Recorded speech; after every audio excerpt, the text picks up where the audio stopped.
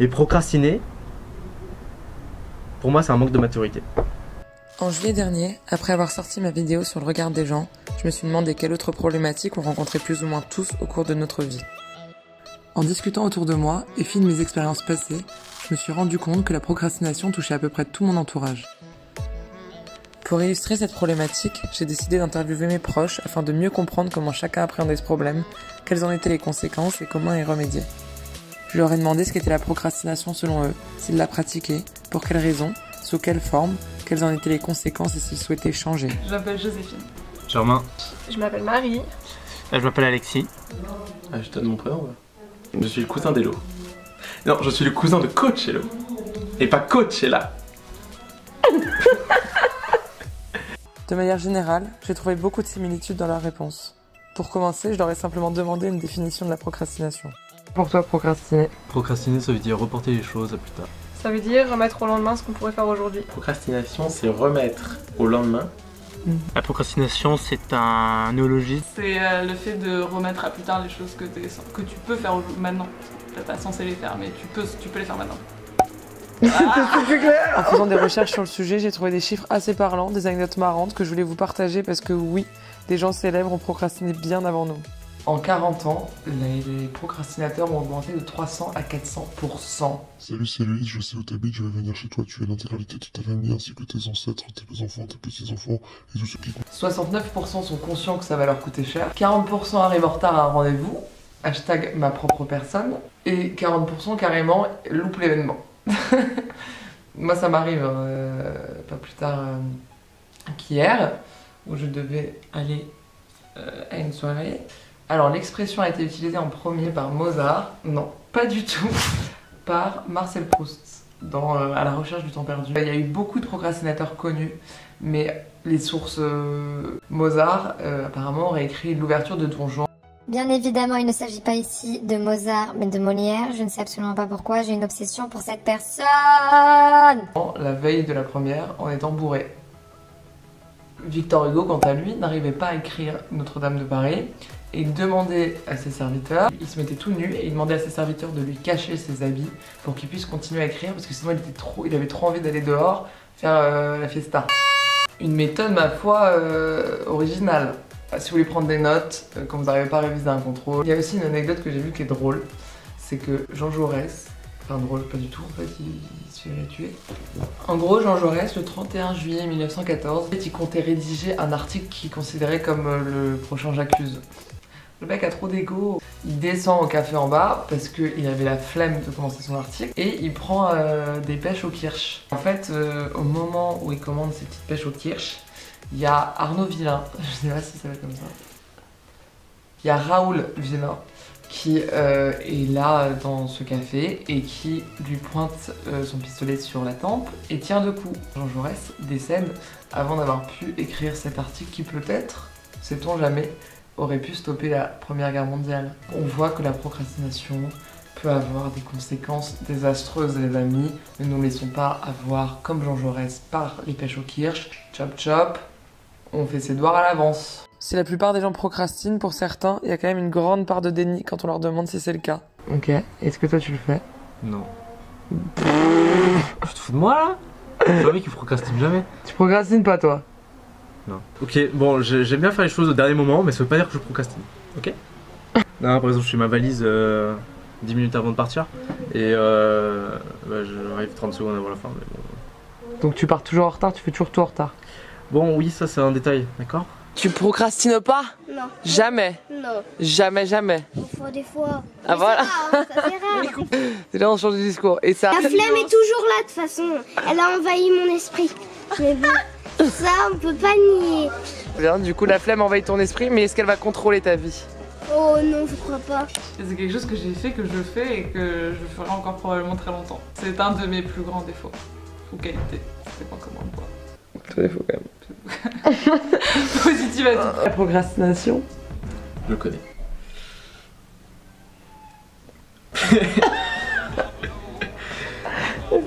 Non, je la connais, on allait souvent à la mer ensemble. Très sympa, très sympa. Beaucoup trop présente dans ma vie actuellement. Je crois que c'est quelque chose qui est intrinsèquement dans mes gènes, très clairement.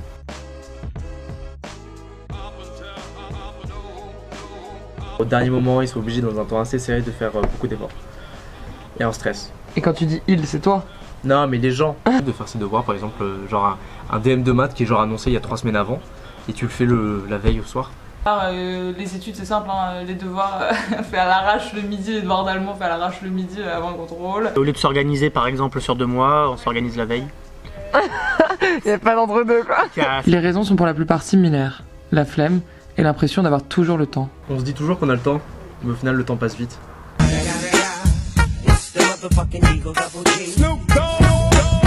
Et c'est aussi parce que je sais que j'ai quand même le temps. Je sais quand même que j'ai une marge, donc je me dis bon, plus tard. What else? Parce que j'ai la flemme. Et que j'ai trop... Si la date limite elle est trop loin, bah tu dis oui j'ai tout le temps du monde. J'ai toujours assez de temps jusqu'à ce que j'en ai plus. C'est souvent des gens qui ont une faible estime d'eux-mêmes et qui vont s'auto-saboter pour ne pas avoir à se confronter à la réalité des choses. Il y a également les dispersions, donc les difficultés de contrôle. Pour les hyperactifs adultes notamment, ils vont être beaucoup dans la dispersion, c'est-à-dire qu'on va commencer plein de tâches et on va en finir aucune. Les conséquences sont pour beaucoup similaires. La dépréciation de l'image de soi, le regret, l'impression de passer à côté de beaucoup de choses, mais surtout beaucoup de stress inutile. Je m'en veux à moi-même. Ouais. Ouais, c'est pas mal ça. Je m'en veux à moi-même. Je me dis... Non, je suis anonyme. Je me dis, cousin d'Elo, c'est au final... T'as moins de temps pour toi, au final, parce que souvent, quand tu fais pas ça, tu fais... C'est pas comme si tu faisais plein d'autres trucs à côté, souvent tu fais rien, t'es juste dans ton lit. La grosse dépression. Voilà.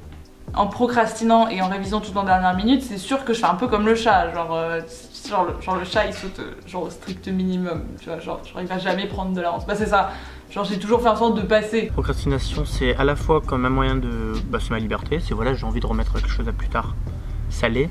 Mais après finalement ça devient aussi un peu une prison. Au final ça va devenir un poids. Et donc à ce moment là ça devient une prison justement la procrastination. Plus t'attends, plus c'est stressant. Et plus t'as de choses à faire et moins tu les fais bien.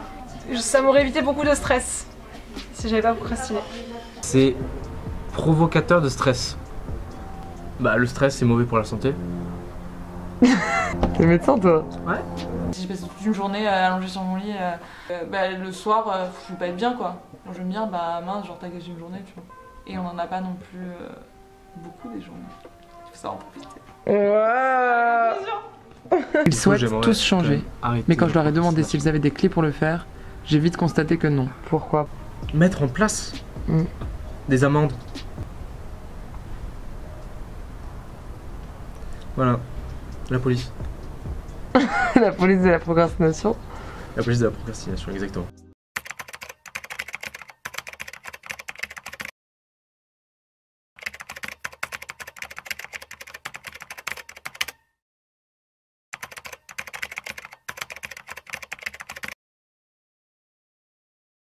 Avant que quelqu'un dise pourquoi remettre au lendemain ce qu'on peut remettre au surlendemain, ce n'est pas drôle, il faut arrêter avec cette blague.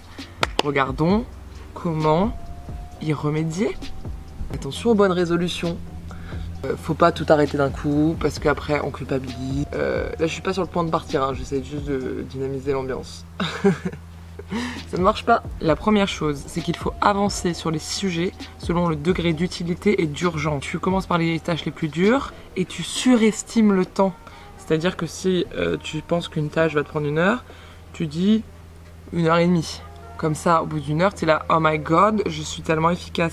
Deuxième chose, il faut trouver un juste milieu entre réalisme et défi. On a souvent tendance à se challenger beaucoup trop et à mettre des tâches qui sont irréalisables dans un temps imparti et on est juste complètement découragé. Alors que si on parvient à mettre des tâches qui sont pas trop compliquées, on va avoir plus de facilité à y arriver, mais pour autant il faut quand même mettre des trucs un peu stimulants, un peu challengeants quoi.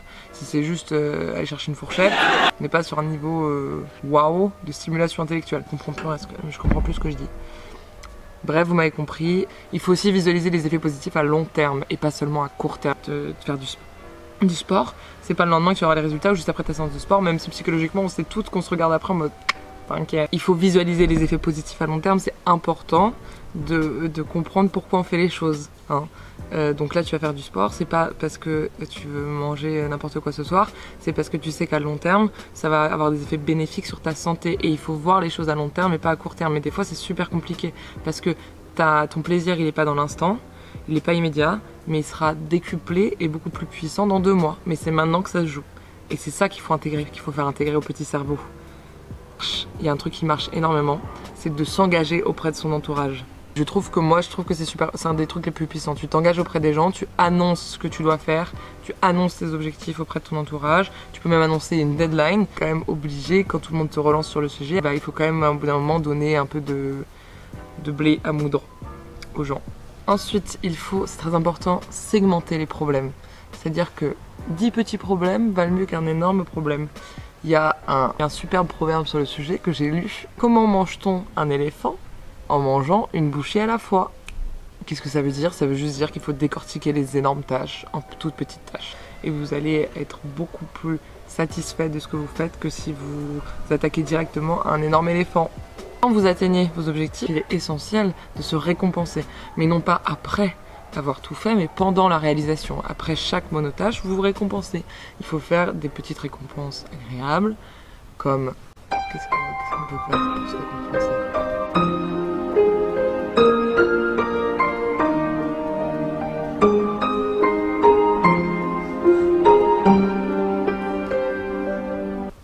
Un petit bisou sur la main. Bref, vous trouvez vos bails, voilà, des trucs qui vous font plaisir, un petit snack, tu le sais, mais pas pour se récompenser d'avoir fait du sport, parce que sinon ça s'annule. Il faut avoir ce sentiment de récompense pour pouvoir visualiser pendant qu'on le fait ce qui va arriver derrière, qui sera pour le coup un plaisir immédiat. Il faut aussi adapter son environnement, je pense que ça, tout le monde le sait, qu'il faut quand même éteindre son téléphone portable, enlever les notifications, pareil pour son ordi. Il faut aussi continuer à développer ses compétences. Ça, je pense que en fait, c'est un truc que tu fais en amont. Au lieu de t'attaquer à un truc que tu ne maîtrises pas forcément à 100% et du coup tu vas être découragé, il faut que tu continues à développer tes compétences sur le sujet. Comme ça, tu vas renforcer ton estime de toi-même et tu vas prendre beaucoup plus de plaisir à réaliser la tâche parce que tu sauras que tu sais le faire et c'est super gratifiant de faire un truc qu'on sait faire. Ensuite, il faut automatiser certaines tâches pour ne plus avoir à y penser. Genre des tâches trop chiantes, genre faire son lit le matin ou vider le lave-vaisselle ou régler ses factures immédiatement. Ça fait partie des petits trucs qui te prennent du temps et de l'énergie. Si tu les automatises, ça s'en va, c'est merveilleux.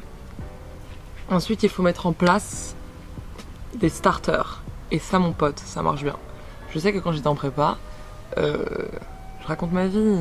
J'aimais bien me faire un petit thé, prendre des lunettes. À l'époque, j'avais pas des lunettes j'avais mes petites lunettes, mon petit thé.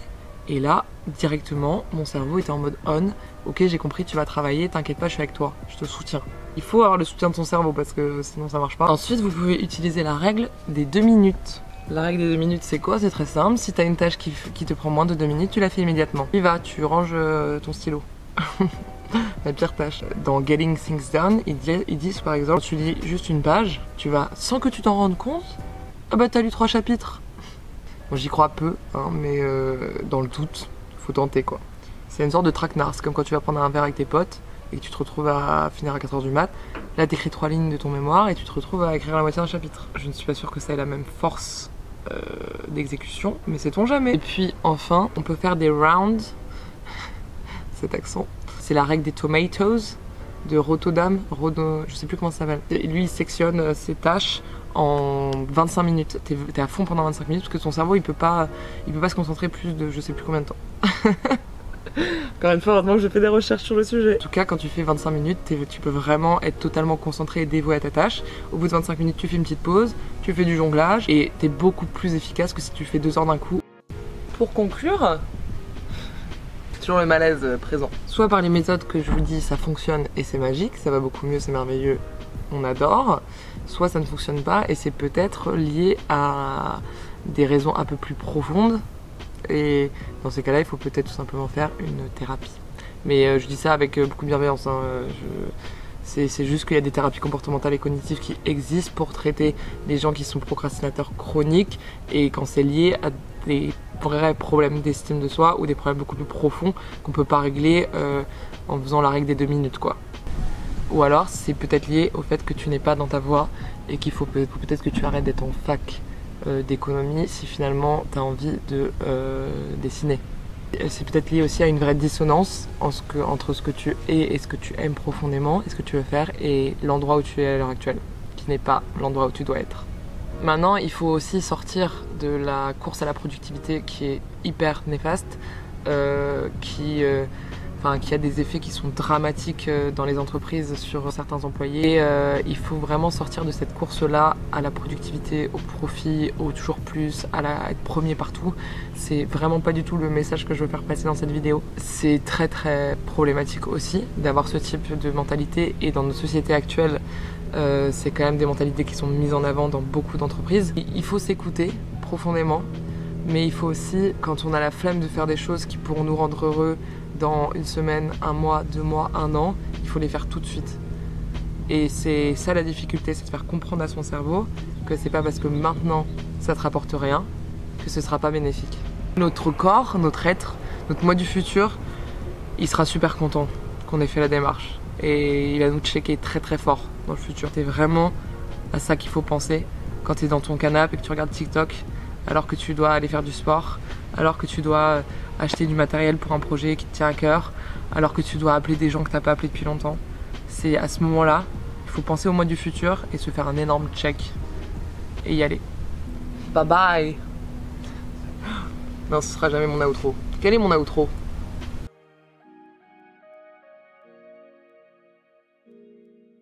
Alors, je veux juste faire un disclaimer avant de réfléchir un peu à comment y remédier. Je viens de défoncer la table. Vous êtes actuellement sur un seau. D'ailleurs, le trépied est qualitatif. Sénèque a dit, à force de tout remettre à plus tard, la vie finit par nous dépasser. Je pense qu'on a déjà tous eu ce sentiment que la vie passait devant nos yeux, qu'on en était passif, comme spectateurs de ces choses qui nous dépassent, alors qu'on devrait tous les saisir au vol et se les approprier. Quand on parvient à lutter contre cette petite voix intérieure qui nous relègue au rang de spectateurs de notre vie, on devient l'acteur principal et tout, je dis bien absolument tout, devient possible. C'est tellement gratifiant d'être l'artisan, le créateur de notre bonheur, simplement parce qu'on a eu l'habilité de se projeter, de voir plus loin que le plaisir immédiat. Je pense qu'il est temps aujourd'hui de faire taire cette petite voix intérieure pour embrasser l'autre, beaucoup plus grande, beaucoup plus belle, celle des autres, celle du vrai monde.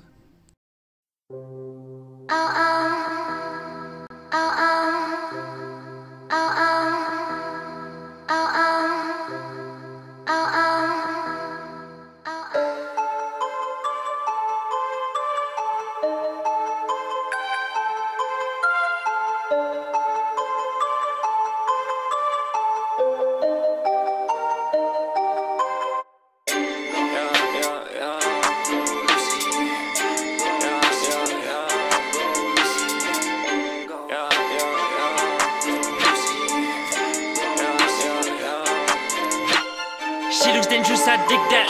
Sniff some lines that she wild out. She tells vows, I ain't know about that. She grabbed my ass, I can't complain about that. Blonde bitch, move that dope and she's a killer. Yeah, no vendetta. OD'd on sidewalk, now she feels better. Yeah, she's a walker. I was looking for some fairy fuck, but I ended up in some hex boost.